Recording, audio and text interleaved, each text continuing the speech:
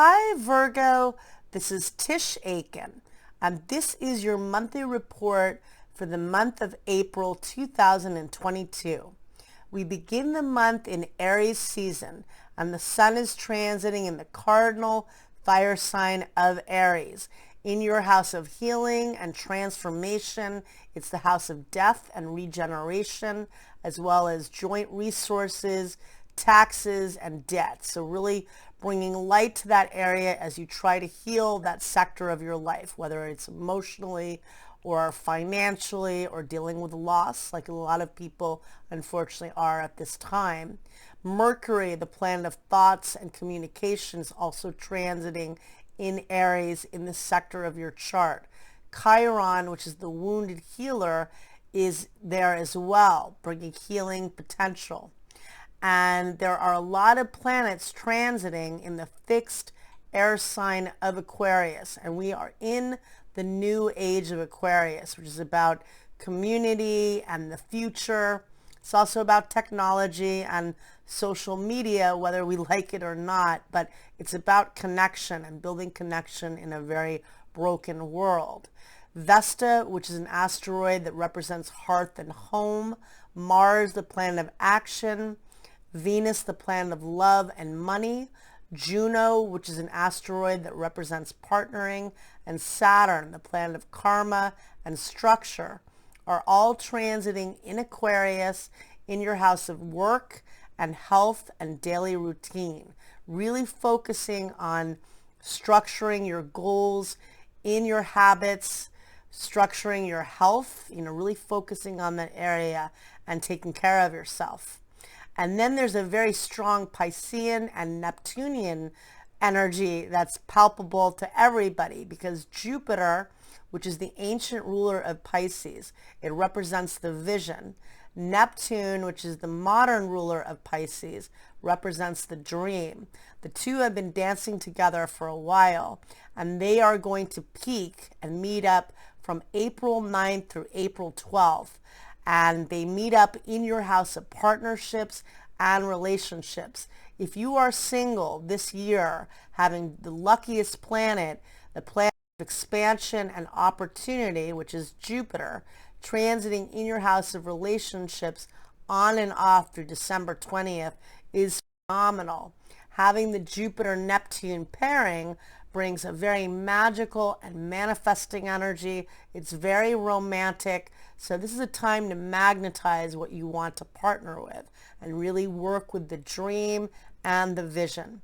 So we begin the month, and on March 31st, there is a new moon that takes place at 11:24 p.m.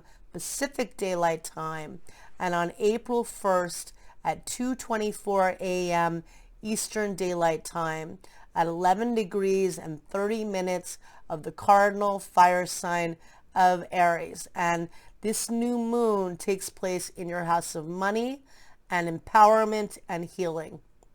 The new moon is always a time to plant new seeds and set intentions. Mercury, which is the ruler of your sign, is very involved in this new moon. It's conjunct the new moon, as is Chiron, the wounded healer. Write down your intentions, be very specific, focus on what you want to heal. Do the law of abundance, as this helps to bring all sorts of abundance financially, but also hopefully emotionally. And this is a really strong energy because the sun is exalted in Aries and loves being in Aries.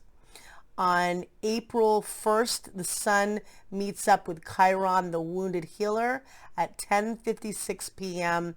Eastern Daylight Time, bringing more light to the healing process. On April 2nd, Mercury meets up with Chiron at 9:42 a.m. Eastern Daylight Time, bringing more healing through positive thinking. And then the sun and Mercury meet up at 7:11 p.m. Eastern Daylight Time. A lot of emphasis on healing your thoughts and ideas, and the mind can achieve so much through positive thinking. On April 3rd, the moon is transiting in the fixed earth sign of Taurus in your house of hope and manifesting, promotion, and publicity. And it meets up with Uranus at 1:47 p.m. Eastern Daylight Time. Uranus is the planet of surprise and the unexpected. And this could bring, some unexpected opportunity. The moon loves being in Taurus. Could be a little unpredictable, but it could be very insightful. So just kind of working with the manifesting and knowing that it's an unpredictable day. And then on April 5th, Venus changes signs and enters the mutable water sign of Pisces at 11:17 a.m. Eastern Daylight Time, where it will transit until May 2nd in your house of relationships and partnerships. Venus loves being in Pisces. It's exalted, it's very beautiful, very loving there, and Venus is transiting in your house of partnerships where Jupiter and Neptune are building the dream. So that's very lovely for your romantic life, your personal life, and for working with clients and professionally. On April 7th, Mercury and Saturn form a harmonious aspect at 8:37 a.m. Eastern Daylight Time. And that is good for financial opportunities, good working in business situations, and good for structuring communication, good solid communication. On April 8th, Jupiter, which is the luckiest planet, forms an excellent aspect to the north node of destiny. And this occurs at 3:21 a.m. Eastern Daylight Time. You could meet somebody that's very fated and fortuitous, whether it's romantic or professional, but this is a very auspicious pairing. So pay attention to what comes your way and to whom you meet. And then on April 9th, we have the Jupiter-Neptune pairing. They're getting strong in the sky, and that is so romantic and spiritual and healing. Jupiter expands whatever it comes into contact with, so it could expand the more challenging forms of Pisces, which might be fear or delusion, but it's so magical and manifesting, so work on that higher vibration of it. And they are working together strongly that weekend. The moon is in Libra, forming good aspects to both Jupiter and Neptune, very romantic, spiritual energy, very good for you romantically and socially. The following day on April 10th, Mercury squares Pluto at 4:45 a.m. Eastern Daylight Time. That conceivably could bring power struggles and could bring challenges. However, it also could be I feel, about eliminating toxic thinking and habits, because you really want to work with this beautiful healing energy. Jupiter and Neptune have not met up in the sky for over 165 years because Neptune takes that long to transit, and they're both in the sign they rule in Pisces. That's really manifesting the dream and or the vision. On April 10th, Mercury changes signs at 10:09 p.m. Eastern Daylight Time and enters the sign of Taurus, where it will transit until April 29th in your house of hope and manifesting and promotion and publishing. So focusing on, promoting yourself. Maybe you're teaching a class, maybe you're writing a book, maybe you're taking a class, also working with manifesting, which we all want to do with this strong Piscean energy, because by the middle end of the month there will be 5 points transiting in the magical, mystical sign of Pisces. And then on April 12th, Jupiter and Neptune meet up exactly at 10:42 a.m. Eastern Daylight Time at 23 degrees and 59 minutes of the mutable water sign of Pisces in your house of relationships. Magic. So really work with the magic. That is a beautiful, beautiful pairing. On April 14th, Mars, which is the planet of action and passion, enters the mutable water sign of Pisces, more Pisces in the sky. And this occurs at 11:09 p.m. Eastern Daylight Time. And it will be in Pisces until May 24th, transiting in your house of relationships. So a lot of emphasis on partnering in many different ways.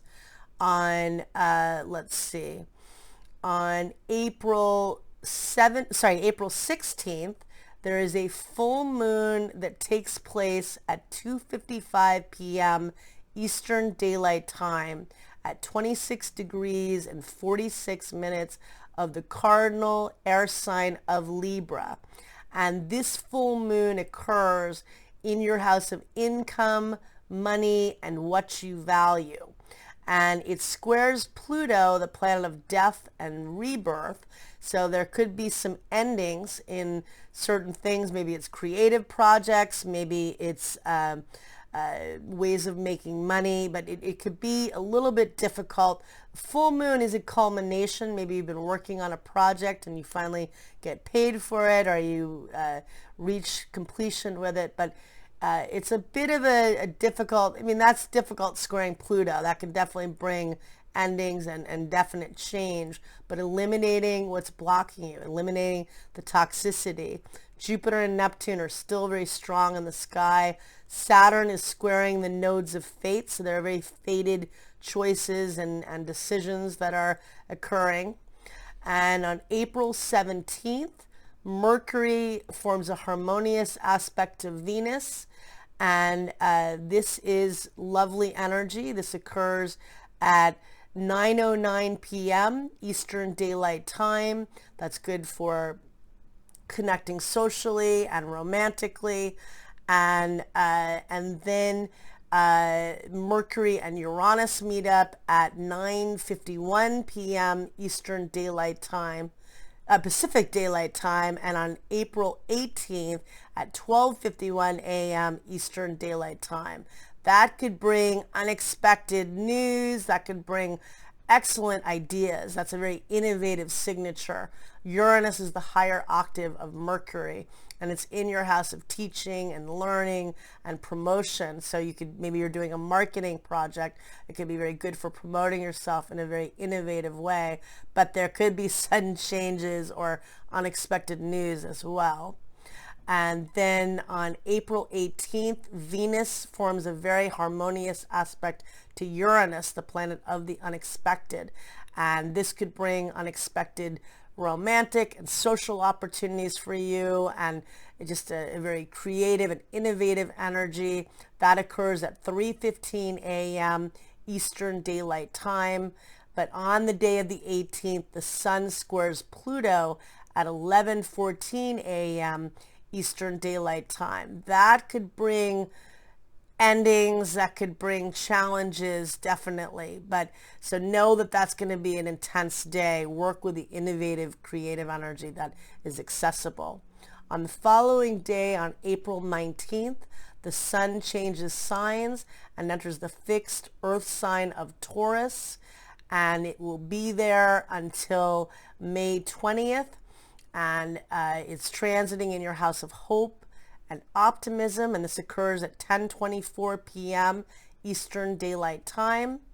On April 20th, Juno, which is an asteroid of partnering, enters the sign of Pisces, where it will be until January 12th of 2023. More focus for you on your relationships. This year is huge for you for partnering in many different ways, romantically, professionally, socially, because you have Jupiter, the luckiest planet in this sector of your chart, on and off until December 20th. And it's in its dignity in Pisces, and again, forming that lovely dream with Neptune. On April 24th, Mercury, which is the ruler of your sign, the planet of communication, squares Saturn at 9:50 a.m. Eastern Daylight Time. That could bring delays and challenges in communication or at work potentially. But later that day, Mercury forms a positive aspect to Neptune at 6:37 p.m. Eastern Daylight Time, and that could be good for partnering with others in a creative approach or in a romantic approach. So that is positive, but there could be some blocks in getting there and focusing on hard work with Mercury squaring Saturn. On April 26th, Mercury and Jupiter are in harmony, and that occurs at 10:11 p.m. Eastern Daylight Time, forming what's known as a sextile, an aspect of opportunity, very good for manifesting, good for feeling optimistic. On April 28th, Mercury forms what's known as a trine. That's a 120-degree angle, a flow of energy to Pluto, the planet of transformation. That is good for creative projects for you. It's good romantically for good communication in your love relationships, but also it's a very empowering aspect. Now, the end of the month will be very intense because on the following day, on April 29th, Pluto, the planet of death and regeneration, stations retrograde at 2:35 p.m. Eastern Daylight Time at 28 degrees and 36 minutes of the cardinal earth sign of Capricorn. We feel that 5 days before and 5 days after. That can definitely bring major beginnings, major endings, major change. And for you, it's occurring in your house of romance, creativity, children, and love affairs. So there could be some major shifts in that area. It's going to be heavy time because on the following day, very busy time, there is a partial solar eclipse that takes place at 4:28 p.m. Eastern Daylight Time at 10 degrees and 28 minutes of the fixed earth sign of Taurus. And that is a whole huge burst of energy. That is like a new moon on steroids. It's setting off where Uranus, the planet of the unexpected, has been transiting on and off for approximately the last year and a half. This new moon eclipse is conjunct Uranus, so eclipses in themselves remind me of Uranus transits because they're very unpredictable. You know a lot is going to happen. It's a heightened time of activity. There's more anxiety. There's a lot of major life-changing events that can happen in a whim, in a flash. You could have major beginning and major ending in like 5 minutes, but they also are meant to wake us up and shake us up, just like Uranus transits. Uranus is the great awakener, and in this case, this partial solar eclipse occurs the day after Pluto stations retrograde, which is already bringing major change. It's conjunct Uranus, the great awakener. So you know it's going to be a busy ending to the month. A lot of innovation, a lot of creativity. It's in your house of teaching and learning and promotion. So use it in that way. Set intentions. It is a new moon, but it's a wacky, wacky time. So good luck, Virgo, and thank you.